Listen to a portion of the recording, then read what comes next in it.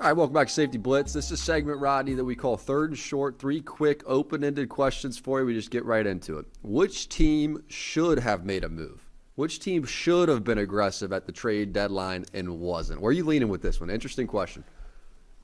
I'm going to start with the Green Bay Packers, and obviously Robert Tonyan, he got hurt, so I'm thinking Evan Ingram, more of a pass-catching, receiving type tight end. You already have Mercedes Lewis there as your blocking tight end. He's outstanding, a guy that can still catch. But Evan Ingram could have been a no-brainer because he's athletic, he's fast, and he's got some talent. So I like that. What do you think about that, Evan Ingram to Green Bay? That's interesting. I like that. I like that. I've always been hard on the fence of they just got to get him a few more pass catchers. Just get him a few more, especially with how often now we're seeing Devontae Adams be hurt. I mean, just give him something, man. Like, I feel like he's back there, and he's still able to go do it. I mean, it's amazing. He's able to go into Arizona on Thursday night on a short week going cross-country and go do it with, his third, fourth, and fifth wide receiver. That's Aaron Rodgers, man. But I would have liked to see them maybe be aggressive, go after a guy like Odell Beckham Jr., maybe go after a guy like Michael Gallup down there with Dallas, as they now have a situation where Cedric Wilson's becoming a legitimate number 3 for them. Maybe they'd be willing to move those guys, maybe for a player or for picks, who knows. But just to go after one weapon would have been interesting. Maybe the Titans. Why don't the Titans go pick up a running back? Give up some picks. Give up somebody where you have a surplus of talent, one of their positions, and go get a running back, because I don't believe in their backfield right now. Yeah, I don't believe in their backfield either. I mean, Adrian Peterson, he's a future Hall of Famer, but he's 30-something years old. He hadn't played. He hadn't been in training camp. So, I'm not, super believing in him.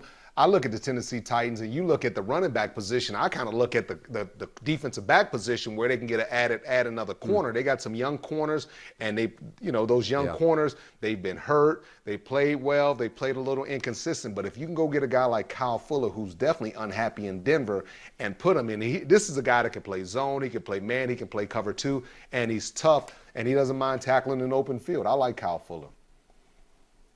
What about the Saints for a quarterback? Just go get somebody's backup, whoever it is, whoever you like. I doubt it's Trubisky, but Trubisky's honestly looked decent. Case Keenum maybe. Who's somebody that the Saints could have maybe brought in there at quarterback position? The weird thing is right now, I think you just said it. Ian Book. Yeah, no, you just said it. Who'd you just say? Which one did you like? Keenum. I said Case Keenum. I said Mitch Trubisky. Mitchell Trubisky. I mean, he's athletic. He's been accurate.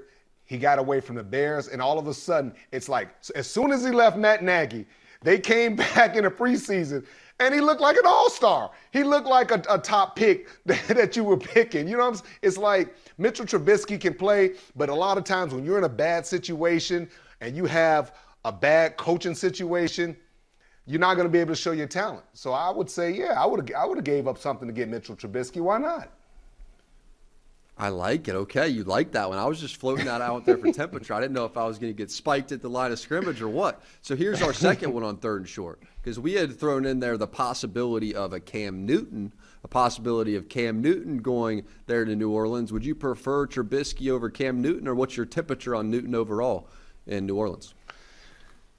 Well, I think with Cam, he still has to come in and learn the offense. I mean, think about it. He was with the Patriots, the second year, and he was still learning the offense. And, when you're in Sean Payton's offense, it requires a tremendous amount of accuracy. That's the thing about Drew Brees. Even when his arm was jello toward the last 2 or 3 years of his career, he was still very accurate. And Winston, he's not the most accurate guy, but he can sling the ball down the field. So, yeah, I mean, when I look at Cam, I have a lot of respect for Cam. I was the one yelling and screaming, hey, sign Cam. It didn't work out. But I don't think this would be a good fit, because I just don't think Cam's accurate, and he's going to struggle picking up the system. I'm right there with you. To me, Sean Payton's the coach of the year. I know we've been throwing that around, and there's some young coaches that are deserving. There's some teams that have had some legitimate turnarounds that are deserving, and I hear that. And I'm right here in Cincinnati. Zach Taylor, he's one of them. But man, I don't know that anybody has done more with less, specifically at the quarterback position, than what I'm seeing right now with Sean Payton. And it still feels like they're going to continue to win games. I don't know if it'll be Taysom Hill. Maybe it'll be Ian Book. Maybe they'll go pick somebody up. I don't know, but it still feels like they're going to continue to win games. Let's get to the AFC playoff picture. It's our third one. Defense. It is about that defense. You're exactly right. Which bubble team, Rod? So here are the bubble teams, right? New England, Kansas City, Cleveland, Denver, and Indy. Which bubble team is most likely to get into the playoffs right now in your mind's eye?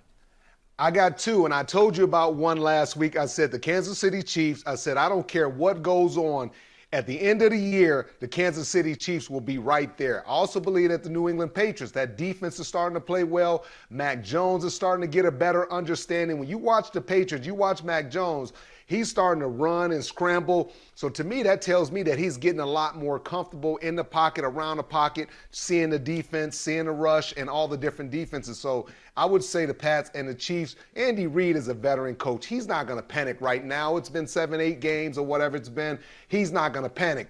But I tell you, you get Melvin Ingram in there, and the defense starts playing a little bit better. Patrick Mahomes, eventually he's going to come around. Watch out for the Kansas City Chiefs. I know, it may not look like it right now, but I'm just a guy that believes in Kansas City and Andy Reid and Patrick Mahomes.